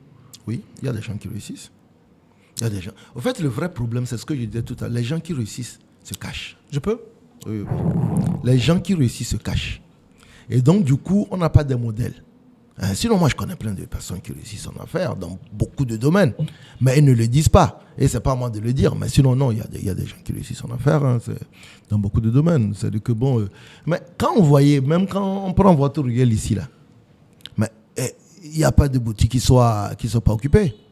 Même si les gens vont te dire que oui, c'est un peu difficile. Non, il y a des gens qui réussissent, il y en a qui réussissent très bien, sans même jamais s'approcher de la politique ou quoi que ce soit. Parce qu'au Togo, les gens vous disent, oui, mais pour se réussir, si tu n'es pas du parti majoritaire, non, il y a des gens, moi je prends mon exemple, entre 2008 et puis 2012, je réussissais dans mes affaires, j'étais en de mèche avec personne du pouvoir. J'ai installé des systèmes de vidéosurveillance dans des ambassades, dans des banques, ainsi de suite, uniquement sur les services que je sollicitais, et parfois de bouche à oreille. Donc oui, on peut réussir. Mais les gens qui réussissent ne la ramènent pas. C'est ça le problème. Est-ce que si quelqu'un actuellement au Togo se dit « les gars, c'est trop chaud au Togo, il faut que je parte », je l'encourage. Non, vous savez, moi, je suis cash. Je l'encourage. Maintenant, il ne faut pas prendre la mer. C'est pas bon. Mais s'il a une possibilité, une bourse d'études, machin truc, green card et tout ça, parce que les perspectives ne sont pas très bonnes. Vous savez, aujourd'hui, nous avons un taux cumulé de chômage et de sous-emploi qui tourne autour de 45%. C'est énorme.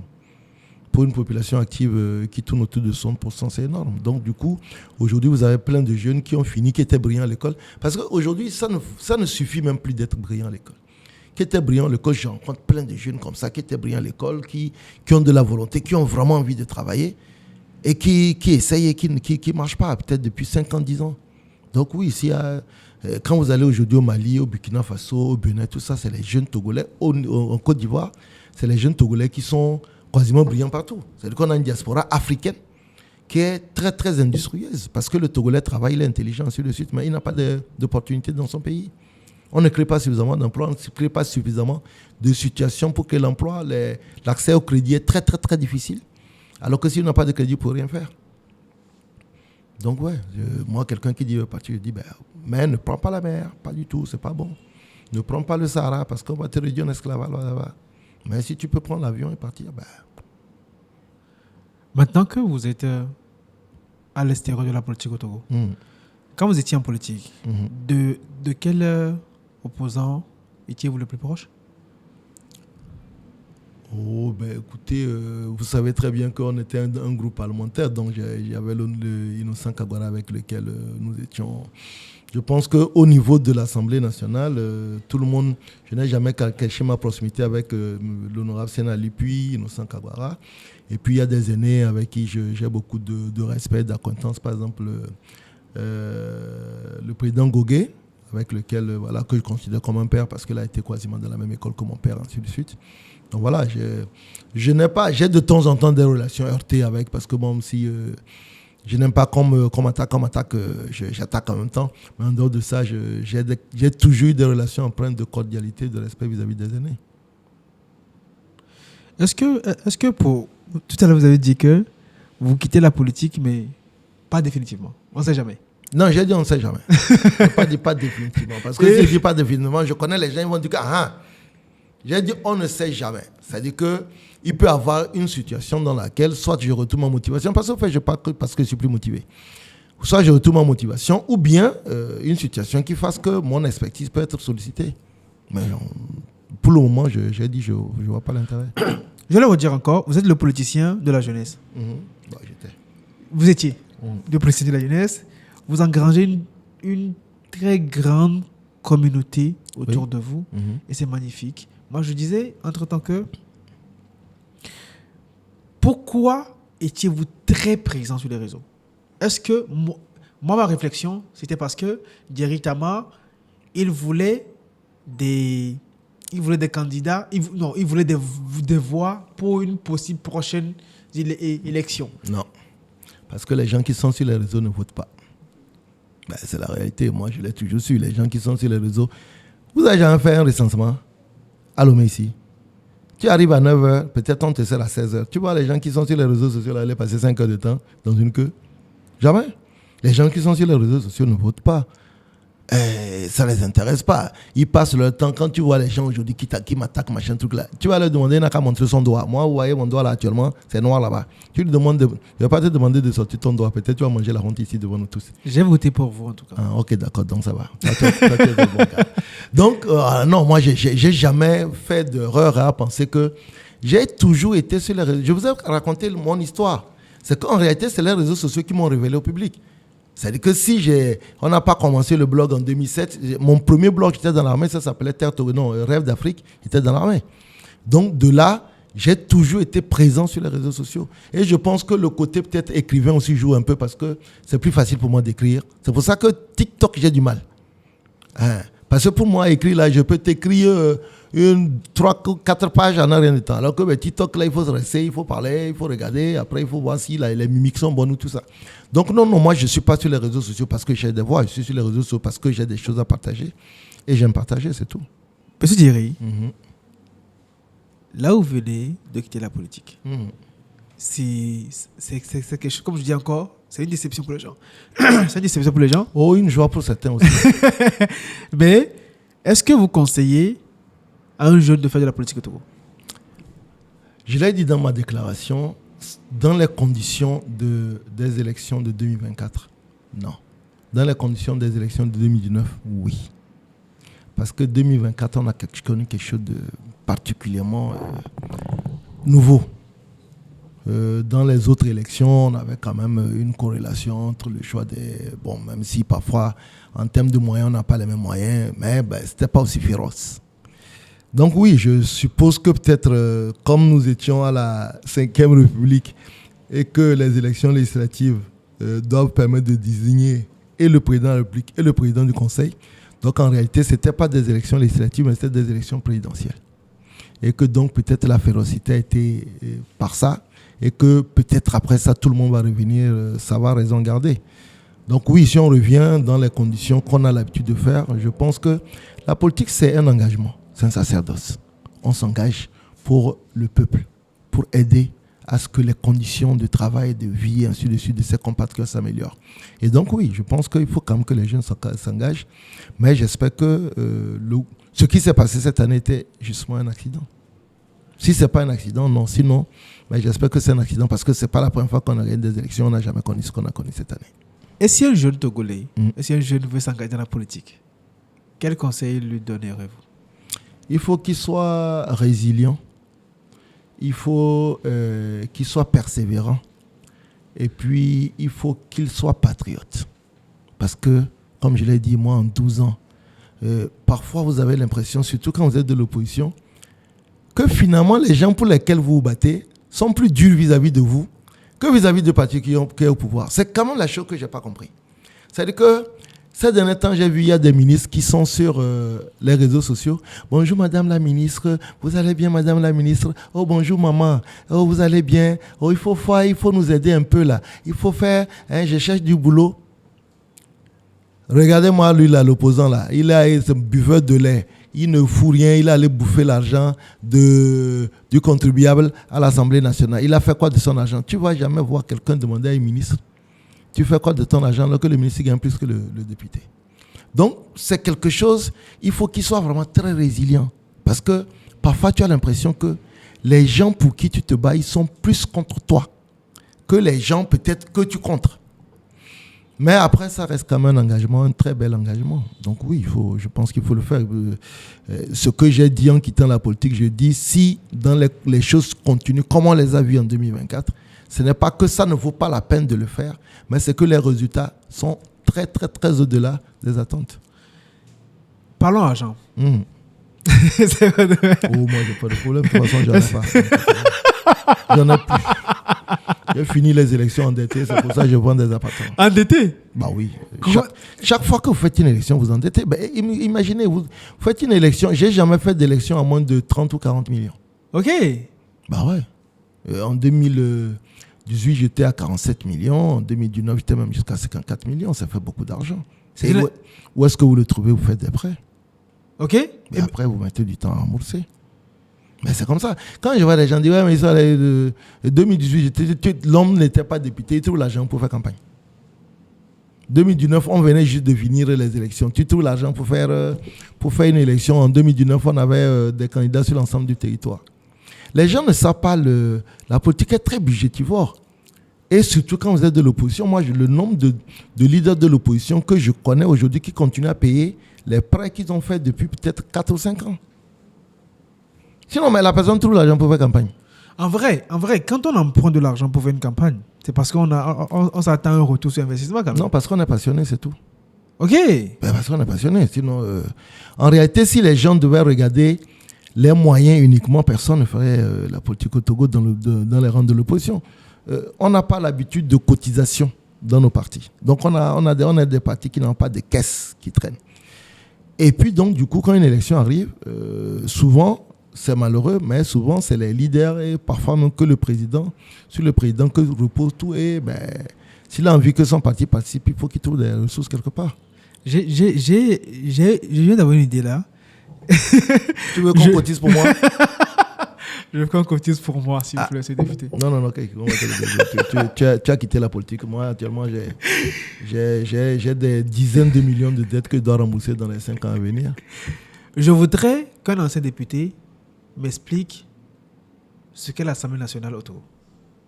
L'Assemblée nationale, c'est le deuxième pouvoir après le pouvoir exécutif qui est chargé de voter des lois et de contrôler l'action du gouvernement. Oui, nous sommes dans un régime de séparation de pouvoir, donc l'Assemblée nationale contrôle le gouvernement prend les décisions sur la base des lois votées par l'Assemblée nationale et le pouvoir judiciaire s'assure que l'exécution de ces lois respecte les normes. Est-ce que vous comprenez le fait que les Togolais appellent des ministres maman? Ils n'ont peut-être pas de maman chez eux, donc ils cherchent leur maman. En plus, la personne appelle maman, même quelqu'un, il est plus âgé qu'elle. C'est ça là qui m'énerve même. Le pays là même est trop compliqué, quoi. Non, je n'ai jamais compris d'appeler quelqu'un maman. Mais bon, maintenant si tu appelles maman et le jet tombe, tu vas continuer à appeler maman. Parce que les gars qui appellent maman 2 fois là, c'est que la première fois, c'est quelque chose est tombé. Hein. Et en parlant justement de ça, il y a une vidéo de Madame Kay Lawson qui était sortie sur Twitter, que j'avais sur Twitter, qui disait que les Togolais s'en foutent un peu de l'élection présidentielle, l'élection parlementaire et tout ça. Ils s'en foutent. Que ce que veut le Togolais, c'est manger 3 fois par jour. Je ne pense pas. Il faut dire certains Togolais. Parce que nous tous, aujourd'hui, on sait quand même que les conditions dans lesquelles nous vivons sont déterminées par le choix de nos dirigeants. Donc non, moi je refuse qu'on réduise l'homme. Vous savez, je suis chrétien et dans la Bible, il dit l'homme ne vit pas que de pain, il vit de l'esprit. On ne peut pas réduire l'homme uniquement à sa pitance. Parce que après, quand vous avez fini de manger, vous avez un environnement. Aujourd'hui, on parlait de l'emploi. Vous ne trouvez pas à manger si vous n'avez pas d'emploi. Donc, votre première préoccupation, c'est l'emploi, avant de trouver à manger. Aujourd'hui, on parle des loisirs. Tous les artistes se plaignent parce qu'on n'a pas de spectacle, contrairement à ce qui se passe par exemple en Côte d'Ivoire et tout ça. Et donc, on a les loisirs. Aujourd'hui, on parle du tourisme. Quand tu arrives au Togo, tu ne sais pas où est-ce que tu vas aller.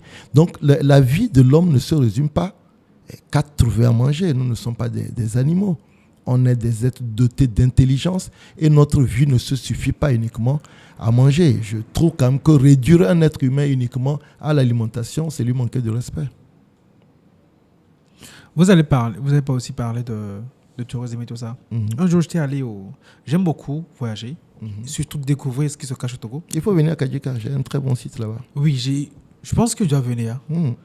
Peut-être en début juin, je passerai... Est-ce que c'est opérationnel déjà?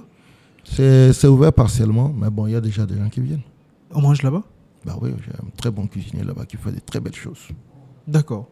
J'étais allé au château de Tamerma et je pense que j'avais rencontré en ce moment-là le maire qui était venu. Il disait que ça fait plaisir de voir des jeunes Togolais qui viennent. Le maire de... Ouais, je ne le connaissais pas très bien, mais à ce qu'il paraît, c'est le maire. Okay. Et on disait que il est très content de voir des jeunes Togolais qui vivent au Togo, qui viennent découvrir le pays. Ouais. Et généralement, les gens qui viennent, ce sont des gens de l'extérieur qui rentrent au pays. Ouais, bien sûr, les étrangers connaissent mieux le Togo que nous-mêmes. C'est ça, que nous-mêmes. Ouais. Et comment vous avez à vous expliquer ça, que les jeunes Togolais qui sont au Togo ne veulent pas aller découvrir le pays? C'est culturel. Les gens, si tu se déplacent pour des funérailles, pour des fêtes, parfois quelques fêtes, que pour aller découvrir le pays. Moi, vous savez, à Kara, il y a il y a deux parcs. Il y a le parc Sarakawa et il y a le parc de Djamdé. Djamdé, voilà. j'aime trop. Vous trouvez les éléphants, ainsi de suite. Exactement. Il y a des gens qui ont fait des réunions, qui ont fait des séminaires, qui ont fait plein de choses à Kara, qui n'ont jamais su qu'il y avait ce genre de centre. Parce qu'on n'a pas la curiosité. Et même quand les gens ont la curiosité, ils disent « Oh bon, je vais aller perdre mon temps, je préfère aller boire une bière. » C'est une culture. Moi, vous savez, j'ai dirigé de 2016 à 2018 une agence de tourisme qui s'appelait Togo Terre d'Aventure. Et la plupart du temps, les étrangers connaissent mieux. Et 80% de mes clients, c'était des étrangers, soit des expatriés qui vivent au Togo, ou bien alors des gens qui sont de passage.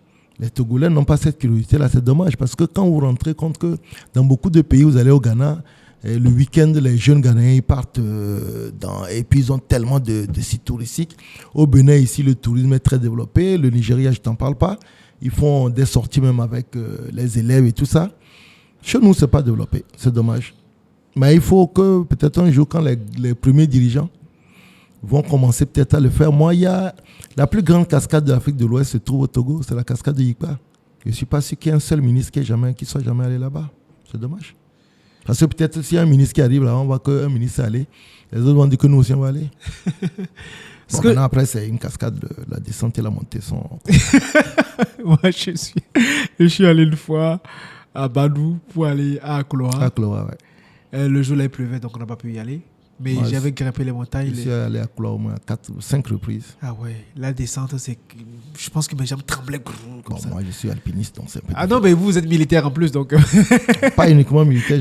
J'ai un brevet d'alpinisme militaire, donc c'est voilà. C'est un peu plus facile. Ce que j'aime le plus dans mon émission, on peut sauter du coq à l'âne, et c'est magnifique. C'est qui le coq et c'est qui l'âne? Je peux... ce que je voulais dire, c'est que... Revenons sur la question de l'argent. Est-ce que vous vous considérez riche? Non. C'est à partir de combien vous êtes riche, monsieur Diri? Au Togo? Oui. Ou bien à mon... Non, mais... Non, en termes de euros, je sais pas. Moi, non. C'est quand j'ai 1 milliard que je suis riche. D'accord. Moins d'1 milliard... Et c'est que vous parlez ouvertement d'argent. Ben oui. Vous êtes à combien actuellement sur votre compte? Actuellement, là, Ouais. il faut que je demande. Hein, parce que vu comme j'ai raclé pendant la campagne, là, je ne sais pas. Honnêtement, je ne peux pas vous dire. C'est même pas que je ne veux pas répondre. Mais je ne peux pas vous dire. Et puis, honnêtement, j'ai peur de demander. Parce que si je demande, c'est qu'on va me donner la réponse que je n'ai pas envie de me prendre dans ma chambre. Quoi. Non, j'ai vraiment raclé pour la campagne. D'accord. Mm. Dans quoi investir? Si un jeune a de l'argent maintenant, dans quoi vous le conseillez Il n'y a d'investir? pas de bon secteur pour l'investir. Il n'y en a pas. Parce que tous les secteurs sont porteurs à la seule condition qu'on s'occupe bien. C'est ça, parce que moi, les gens me posent tout le temps, oui, mais dans quoi on peut investir? Tu as des gens qui investissent dans du savon et qui deviennent riches. Tu as des gens qui investissent dans des sandalettes qui deviennent riches. C'est toute l'énergie, le nez que vous avez qui fait que vous pouvez trouver quelque chose et puis la façon de vendre le produit. Aujourd'hui, vous pouvez avoir deux personnes qui vendent le même produit à un. Tout le monde vient acheter et l'autre personne vient. On va dire qu'on est éboué, que c'est qu'on a fait quelque chose. Non. C'est la façon de le vendre, la façon de le présenter, ainsi de suite. Donc, pour moi, il n'y a pas de secteur. Moi, je dis que ce qui est constant, c'est que beaucoup de personnes viennent de l'étranger et se font l'argent. Vous savez, ce qui a rendu beaucoup d'Ibo riches au Togo, c'est les friperies. Ils sont devenus aujourd'hui, il y a des quartiers entiers que les gens prient, mais c'est les friperies. Au départ, les gens se moquaient d'eux. Quand les gens vendaient les friperies, on disait c'est quoi le truc de friperie, machin truc. Aujourd'hui, ils ont des magasins partout, ils ont des trucs partout. Ils considèrent qu'il y a de l'argent qui traîne au sol au Togo. Donc, il n'y a pas de secteur qui soit machin truc. Le vrai problème, c'est que nous n'avons pas l'esprit entrepreneurial. Et dès que tu commences quelque chose, les gens se moquent de toi, les gens disent que c'est quoi, tu ne vas pas trouver un vrai boulot. Parce que vendre, moi j'ai connu un jeune, il faisait de l'énergie solaire.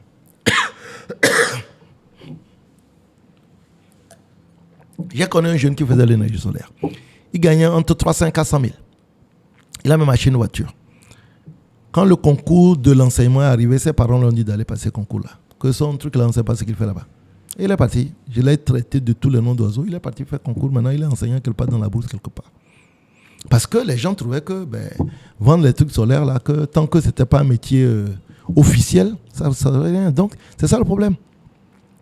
C'est l'esprit entrepreneurial qui est important. Sinon, aujourd'hui, je ne dirais pas. Moi, je connais un jeune qui fait de la tomate au Grand Nord. Il fait la tomate de compte saison. Il se ramasse à chaque compte saison entre 8 millions et 9 millions. Est-ce qu'il est riche? Est-ce que quelqu'un d'autre fera ça et sortira? Ce n'est pas toujours évident. Donc voilà, tous les secteurs sont porteurs. Tout dépend de l'énergie et de la subtilité que vous mettez à faire votre activité. Comment dépensez votre argent, M. Jerry? Autrefois, je l'ai dépensé en euro social. Maintenant, je vais le dépenser à la Zanzibar.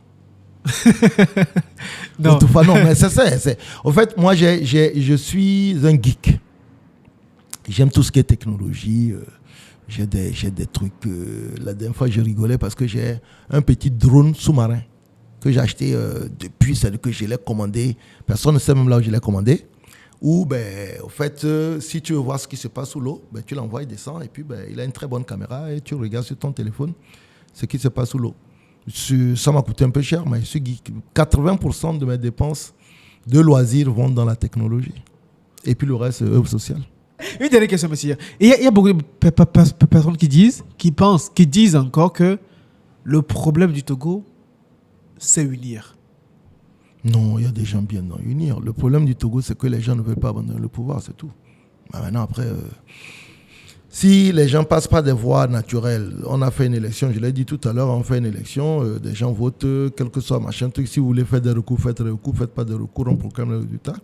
Un parti gagne, et puis voilà, c'est tout. Ça fait partie. La démocratie, c'est la dictature du droit. Et donc, à partir de là, non, moi je dis qu'il y a des gens qui gardent le pouvoir, mais moi je connais plein de personnes qui sont dans Uni, qui sont des personnes remarquables. Donc non, le problème n'est pas unir. Le problème, c'est peut-être ceux qui veulent garder le pouvoir indéfiniment, tout simplement. Et c'est Jerry. Oui. Votre dernier mot. Non, mon dernier mot, c'est d'abord saluer tous ceux qui suivent cette émission. C'est une très belle émission. C'est vrai qu'on ne s'attendait pas à voir... parce que j'ai vu certaines de vos émissions. Là, j'ai vu une femme qui a présenté quelque chose la dernière fois ici. Donc, bon, vous êtes venu mélanger un peu pour qu'on dise que non, parce qu'il y avait quelqu'un déjà qui a parlé de son busy, maintenant il y a quelqu'un qui a mené son affaire. Je dis, mais le jeune là, qu'est-ce qu'il fait? Qu'est-ce qu'il nous fait? Donc, d'abord, féliciter tous ceux qui suivent cette émission. J'ai un rêve, mon rêve, c'est que un jour, ce pays-là soit un pays fait beau vivre, qui fasse que tous ceux qui ont quitté le pays rentrent et que nous soyons à l'image de certains pays qu'on connaît en Afrique qui sont des modèles de réussite et de succès.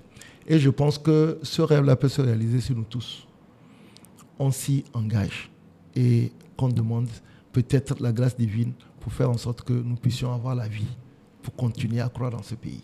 Voilà le message que je voulais dire. Et je voudrais aussi terminer par dire que pour les jeunes qui nous suivent, rien n'est facile, rien ne vous sera donné. Tout ce que vous pouvez avoir, il faudra aller l'arracher. Allez-y. Ouais. Tant que je répète.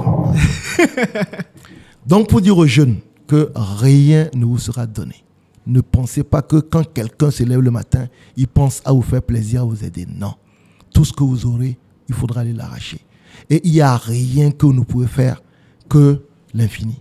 Et donc, voilà, il faut travailler, il faut se battre. Et chaque fois que vous tombez, il faut savoir que c'est juste une motivation pour se relever. Voilà ce que je voulais dire.